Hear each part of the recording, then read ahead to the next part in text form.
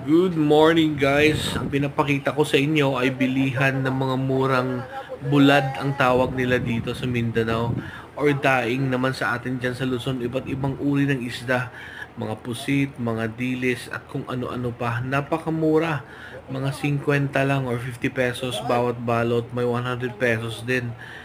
Likuran nito ay dagat mismo. Matatagpuan pala ito dito sa may General Santos City sa highway niya. Magandang pampasalubong kasi marami ka talagang mabibili sa 1,000. Or pwede mo rin gawing negosyo dyan sa may Luzon. May mga suka rin na partner, of course, mga ginamos, ganyan, partner ng suka, pinakurat sa daing. Kaso bawal ipasok sa airport yung suka.